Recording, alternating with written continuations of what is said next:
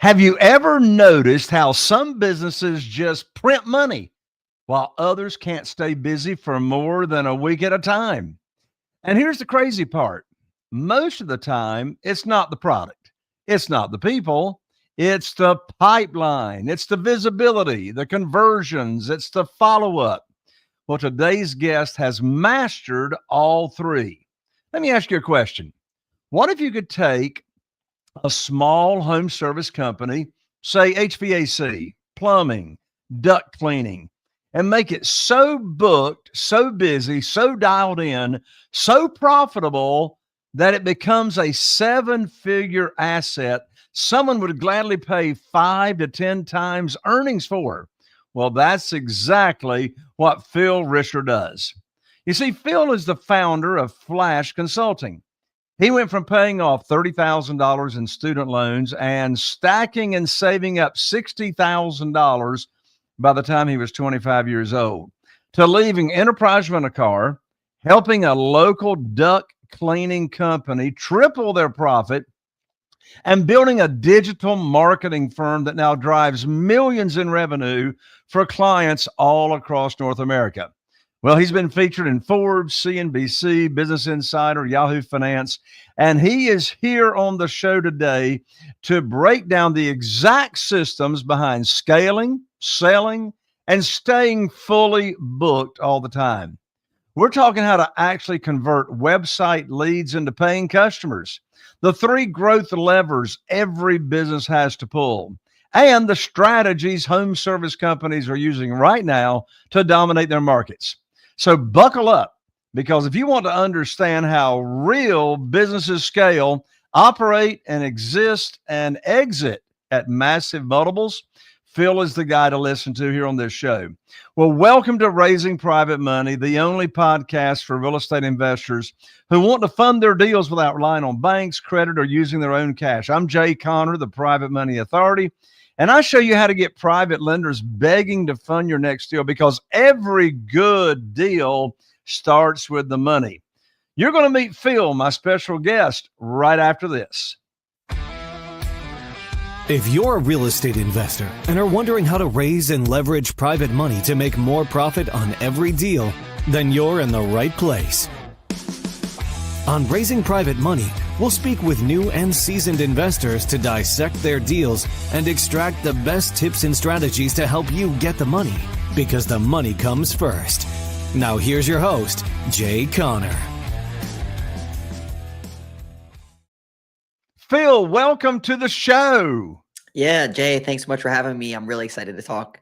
Yes, I'm excited to have you on. Well, you have helped and consulted with many, many businesses, one of which is an example. You've helped a duct cleaning company triple its profits before you even launched your consulting company, Phlash. So my question is, what were the exact levers you pulled that made that kind of jump happen so fast for the duct cleaning company? Yeah, I had to figure that out myself. And what ended up happening was I worked there for a year, and they went from $3 million to $4 million in revenue, $300,000 in profit to $900,000 in profit. And he was getting pursued by private equity companies to purchase the company. And we went to lunch, me, the owner, and then a search fund guy who was trying to buy the company. And we went to lunch, and he asked me three main questions. And these are the three things that we did. First, he asked me, how do you get new customers coming in the door? Second, how do you convert the leads into actual customers? And then third, how do you retarget your past prospects and customers to bring them back into the funnel? So those are the three things that we did for that business. And after that, we had another company, 3 million to 8 million, and then sold to private equity. And now that's what we do for home service businesses all across the country. Wow, amazing. So the exact levers that you pulled and you helped increase, again, was the leads, the lead conversion, and then retargeting. So taking their past prospects and customers and getting the most juice out of the squeeze. You can't get lifetime value without a lifetime relationship. So how do you continue getting that lifetime value? That's the third part. So what's some advice that you can give on how do you establish that relationship and create and transform that relationship into a lifetime relationship? Yeah, for sure. So out of those three levers, the retargeting one is very important. And when we work with private equity companies and we work with normal mom and pop owners. The number one value in a business is the number of customers you have in your database. And if you have memberships, great. But the customers in your database, because they already know, like, and trust you. So what we recommend is two things. One, you need to be sending out an email newsletter every single month. And we have this playbook. It's called a two-step revenue email playbook. So you send out an email newsletter based off of a content calendar. So if you're an HVAC, for example, in the spring, you would say, now's the time to get your spring tune-up. Then after that first email goes out, anyone that opened that email, you want to send them a second email that says, we're going to be in your area. This is the two-step revenue system. You don't just send out one email and then see what comes in. You send them a second email that says, hey, we're going to be in your area, and do you want us to come by and do this? The second way to get retargeting coming in is through text message marketing. Text message marketing gets 95% open rates, which is why you want to text your customers different offers throughout the year. Obviously, don't be annoying, but like once or twice a year with some type of an offer to bring people back in. We had an HVAC contractor. They were $1.5 million business. In the first year, we sent out 12 emails, one every single month. And they generated $257,000 in additional revenue just by sending out those emails. This is one of the honey holes for most businesses that everyone misses out on. Wow. Do you help your clients actually create or write those emails? Yeah. So we're actually a done for you model. So we get bolted onto businesses. So what we found is that specifically between $1 million and $10 million home service business, they can't fully hire a chief marketing officer. They can't hire a copywriter. They can usually hire like a marketing person for like $50,000, $60,000, but they don't really know what they're doing. So what we do is we have 18 people on the team, 3 consultants, and then a back end pod team. We get bolted into their business and we execute all these things as experts inside of their business. So ours is completely done for you, and it's a win-win for everyone. Wow, that's amazing. So you focus on consulting with home service businesses, HVAC, plumbing, electrical.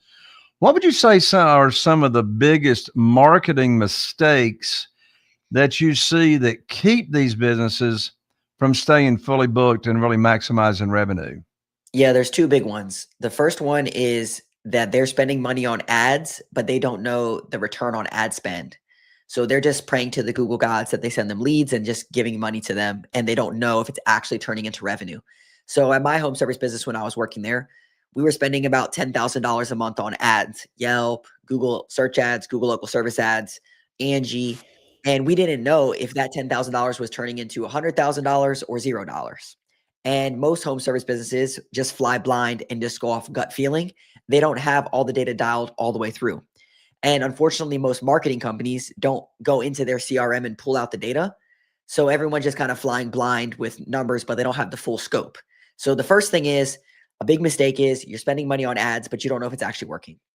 The second thing is not focusing on that conversion funnel, which is the second pillar that I mentioned. At my home service business, we would get a lot of leads coming in, 800 some leads every single month, but we weren't tracking our booking rate. So we didn't know that we got 800 leads and we booked 60 jobs or whatever it was, or 600 jobs. And we didn't know if we sent out this many estimates, how many we actually closed. So what we usually recommend doing is setting up a lead nurture sequence and an estimate nurture sequence to nurture your leads to help convert more jobs. One company we set up a lead nurture sequence for, a lead comes in and then they have texts and emails that goes out to get people to book. They went from a 41% booking rate to a 62% booking rate just by setting up a lead nurture sequence. So those are the big 2 mistakes that we see a lot of times. That makes sense. Well, most business owners, I believe, think they have a lead problem. But Yeah. really, what I've observed, I think you will agree based on what you've said so far, they really have a follow-up problem or don't actually even have a follow-up strategy or process in place. So, what are some more of the ways or the right ways to convert website leads into paying customers? You talked about retargeting, the Yeah. emailing, the texting. What are some other ways to convert those website leads? Yeah, I'll give you the secret sauce. So first, most companies don't have a lead problem, they have a lead management problem. They get leads that come in and they're one and done companies. one night stands, basically. They get one call, one shot at it, and then it's gone forever. So here's how we help businesses. And if you're listening to this is what you should do. When someone goes to your website and fills out a form to work with you, you need to text them and email them right away. Because when you call them at 10 a.m. on Monday morning and they don't answer, the lead's poof, gone forever, and you just paid money for this. When you text them and email them right away, you can ask for a picture. So you text them and say, hey, we'd love to start working on your gutter cleaning or your duct cleaning or get you scheduled for an HVAC repair. Can you send over a picture to let us know what's going on? This instantly moves the ball forward for people, and it moves you closer to working with them. So that's the first thing, is get the text and the email set up right away. Then this was a big issue that I faced is my company did duct cleaning, and a lot of times it was just price shopping. So how much does it cost to do this? Our customer service representatives would get one shot at articulating the price, and then the lead was gone forever. So if you experience this, what you should be doing is having a lead nurture sequence. So that way, when you talk to someone and they say, how much does it cost? And you say, hey, I'll be happy to give you the price. We also put together a complete pricing guide. I can email that over to you. What's the best email to send it to before I give you the price? Then you get their email information and you send them an email. And now you can set up an email nurture sequence to be following up with them. It sounds basic for people that do like online businesses, but in the home service space, it's pretty foreign because it's so like call something, schedule it, book it. It's not as much of a nurture sequence. This alone, if you fix this in your business, can generate millions of dollars because you don't even have to spend any more on ads. All you have to do is just tighten up the bucket. So if you're putting water into a bucket and you have holes all over the place, fill the holes before you put more water in, and you're going to get more return. Well, that's just so smart when it comes to marketing, is getting the contact information so you can start to build that relationship. Exactly. And, since I am a coach, consultant to real estate investors, it's easy for us to think, well, this is like, who wouldn't know this? But I understand what you're saying in the home service business. I guess most of their experience and world of communication is just picking up the phone and calling people. Exactly. It's much different. What I would say for real estate investors, any business in general, like my business too, is you have different tiers of leads that come in. So a high value content offer or some type of a giveaway or some type of value where someone exchanges their email address for that information, that's going to be a much colder lead than someone just booking on your Calendly link. And a lot of times in home service businesses, they're just like, schedule now and just book my thing. But there's a little bit more song and dance that has to go into it. And you have to work your way through this funnel of cold lead into automatic warm lead. Exactly. And I love the idea you just shared a minute ago about immediately right after the lead coming in, they get a text, they get an email, and you're asking that lead to do something. Take a picture, text us back the picture of what you got going on. So now you actually have that lead taking action, getting engaged, and you're already training them to follow instructions and to do what you tell them to do, right? Exactly. You're training them to do what you ask them to do, but also they're moving the ball down the field and giving you more ammunition. So that way, when you go to close, you have pictures and all the stuff. I think regardless if you're home service or not, if you do not have a system in place to get the ball moving forward without a manual process, then you're hindering your growth because you need to, it's not even AI, it's just automations inside of your process. Yeah, that makes a lot of sense. So you have helped companies, you've consulted with companies to actually get them to a point to where their company is sellable. Yep. I'm thinking a lot of home service providers maybe don't even think about them having a company that is sellable. Like, this is what I do. I'm going to do it until I don't work anymore. And then, the show is over. So you've helped companies grow enough to like sell at 5 to 10x multiples of what their revenue is. So from a sales and marketing standpoint, what would you say a business needs in place for that business to actually become sellable at For that sure. level or at some time? Yeah, for sure. So what we found is that between the $1 to $10 million home service businesses, what we serve, there's three main sections. There's 1 to 3 million, 3 to 5, and 5 to 10. These are the main sections that people fall into. So in 1 to 3 million, usually the owner is the number one salesperson. They can go out and sell any job. They're also probably like the lead tech or project manager that can go out and solve all the problems. This is a big bottleneck. And it also gives you key man risk. So it's harder to sell your business if you're the number one salesperson. The three questions that the private equity company asked me when we went to lunch was, how do you get customers coming in the door? How do you sell them? And how do you retarget them? What they want to hear is that you have a system for each one of those, not, oh, me, the owner, has to go out and do X, Y, and Z. It's, here's our system and playbook for this, here's for this, here's for this.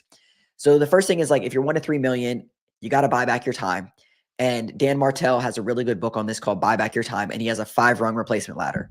First is admin. So you need to have a CSR, customer service representative, admin, office manager. Second, you need to have a delivery point person. So you need to have technicians out in the field and also some type of a project manager or operations manager. Third, you need to have a marketing taken. This is where my company fits in. Marketing that's outsourced, that's not you, the brainchild, but someone executing marketing to generate leads for the business. Fourth is sales. So you have to have a sales system in your business, usually around $3 million. This kind of caps out at the sales. And then fifth is management. And that's the system that you need to get you to like 3 or 4 million. Now to go to like 4 to 5 million, you have to have good data. And this is what I did in the business was I was able to take all the data and make the best decisions. So that way, when we sit down with private equity, they're like, what are you doing for this? And it's like, here's all the data we have. Here's all the systems that we put in place. And here's what's working. Here's what's not. Here's where you could probably come in and help fix these things.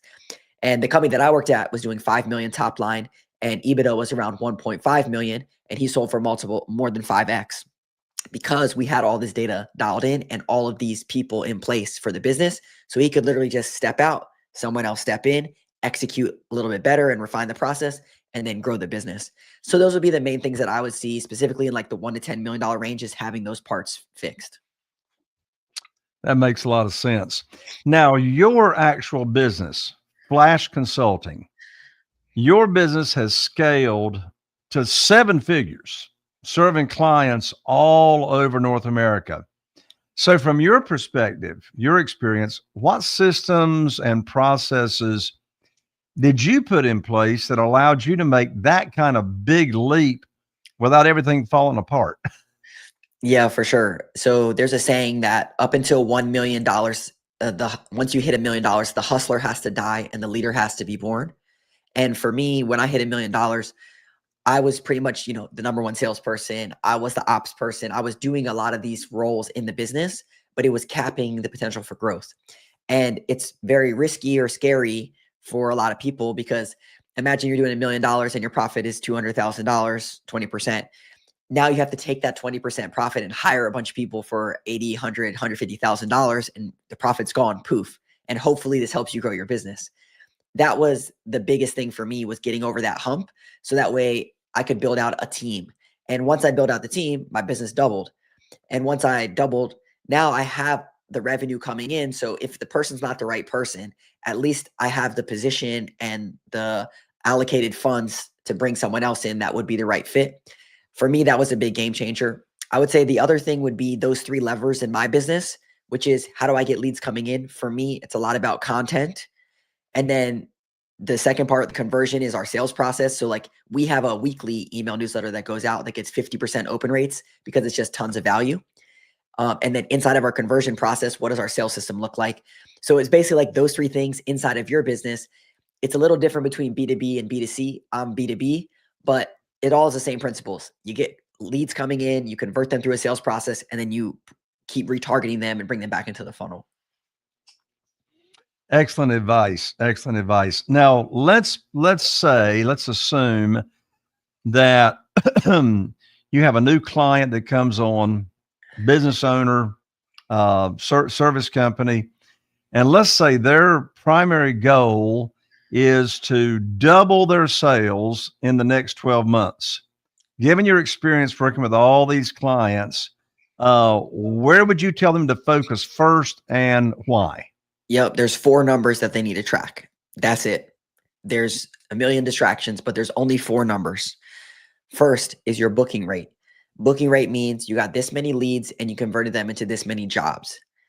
And for any other business out there, you got this many leads and you converted them into this many sales opportunities. So a booking rate. Number 2 is your close rate. You did this many estimates and you closed this many. This many estimates, you close this many. Third, average ticket.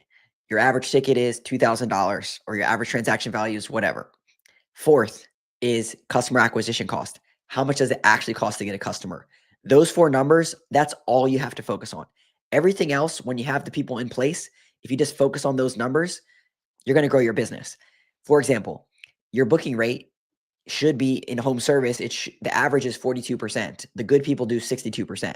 So if you don't get any more leads, but you just increase your booking rate by 10%, you just increase everything else by 10%.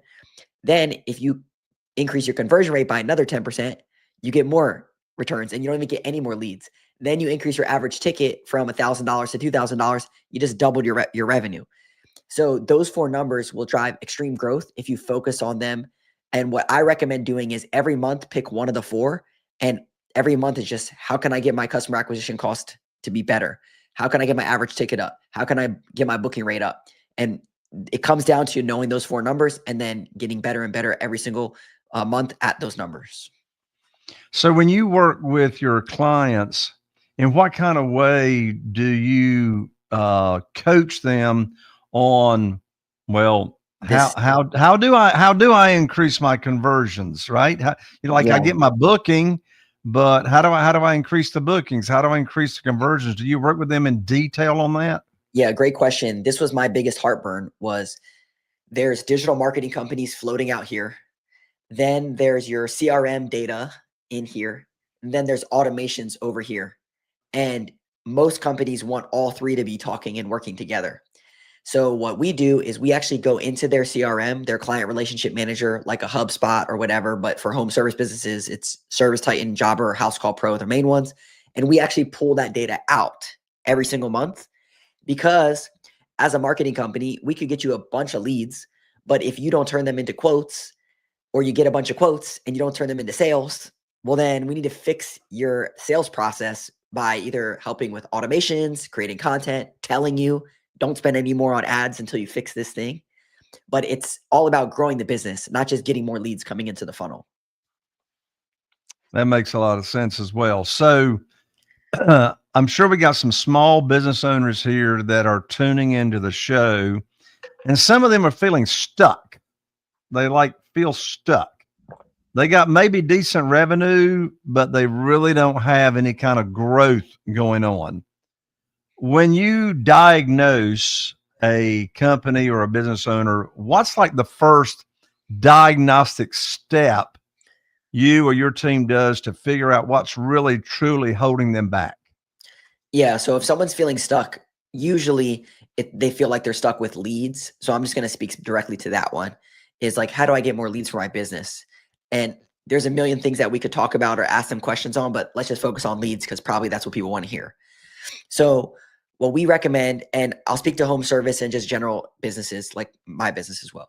Home service, 80% of people are going to Google and searching HVAC repair near me. So if we know that 80% of people are going there, then we need to show up there in the 4 different areas. So that's what we do for home service businesses. Is first, are you in those 4 areas? And then how can we make sure that you're in those areas and grow your business? For general people listening to this, even if you're not a home service business owner, it's like, where do your target audience hang out? Are they on LinkedIn? Are they on YouTube? Are they on podcasts? Do they read books? I'm sure you're saying yes, yes, yes, yes. So naturally, you should do everything that you can to show up in those places effectively as much as possible, so that way they can see you. So what does this mean? Creating content, more, better, different content in that order. That is really good advice, Phil. So I tell you, Phil, you've got a really unique background. You paid off debt at a young age. That's like unheard of. Then you saved a lot of money, like very aggressively, by the time you were 25 years old. And then you jumped from enterprise rent-a-car into entrepreneurship. My question is, how did that mindset shape the way you scale companies today, if at all it did? Yeah, for sure. I think for me, a lot of it came with like, I'm a winner and my team's winners, and I kept stacking wins. So when we work with businesses, a lot of times they're frustrated with marketing companies because they're just doing one thing and they feel like they don't have a winning game plan. It's more of like it's just a win for the marketing company because they're spending money and they're getting leads. But it's not a win-win-win situation because they're not actually looking at your data. They're just driving leads for you. So for me, when I look at situations like how can we stack more wins and get wins, wins, wins? That's the first part. The other part is more of a philosophical thing, is that personally, I'm very fortunate that I'm debt free. I can come and show up from an abundance mindset. I can show up to give and not need anything in return. Maybe something comes of it, but me and my team, we can show up and give as much as possible. And I think that that's a unique way of doing business. I don't need to take, I can just give. And it's just something that's a core at my principles. Like, how can I show up from an abundance mindset and just give? And if it makes sense to work together, great. If not, hopefully I gave you the recipe and sell the cookie. Well, Phil, you have dropped a lot of nuggets here in a short period of time. And I know we got business owners, service providers, actually any business owner that would be interested in reaching out to you. How can they get up with you? Yeah. So if you're a home service business doing between $1 million and $10 million a year, we do marketing audits. We can hop on a call, show you all the stuff, show you the recipe. If it makes sense to work together, great. And you can go to flashconsulting.com, PHLASH consulting.com. And if you're like, hey, Phil, you seem like a cool guy, I hang out on LinkedIn and Instagram. That's the two places that you can hang out with me. Yep. Phil Risher on LinkedIn and Phil Risher on Instagram as well. All right. That URL again is www.phlashconsulting.com, spelled PHLASH consulting.com. And of course, all these links will be in the show notes as well. Phil, thank you so much for joining me here on Raising Private Money. Yeah. Thanks so much for having me. I appreciate you. All right, everybody. That's a wrap for today's episode. Huge shout out to Phil Risher for dropping absolute gold on how to scale, systemize, and actually make your business worth something when it comes time to sell the business. So if you're a home service business owner, or honestly, as we were just talking about, any business owner, and you're tired of guessing, tired of hoping that your phone is going to ring, tired of paying for marketing that really doesn't do anything or move the needle, go back and re-listen to this 30-minute episode. Phil has laid out the blueprint: visibility, conversions, and retargeting. That's the game that he knows inside and out. So if you want help executing it, check out what Phil and his team at Phlash Consulting are doing. As you just heard, this is not theory. These are his exact strategies behind seven-figure companies with 5 to 10x exits. If you got value from this episode, share it with someone who needs to hear it. And as always, thank you for listening to Raising Private Money. Be sure to like, share, and subscribe. I'm Jay Conner, the Private Money Authority, and I'll see you right here on the next episode of Raising Private Money. Are you feeling inspired by the knowledge you gained in this episode? Then head over to jconner.com/moneyguide. That's jconner.com/moneyguide and download your free guide that shares 7 reasons why private money will skyrocket your real estate investing business right now. Again, that's jconner.com/moneyguide to get your free guide. We'll see you next time on Raising Private Money with Jay Conner.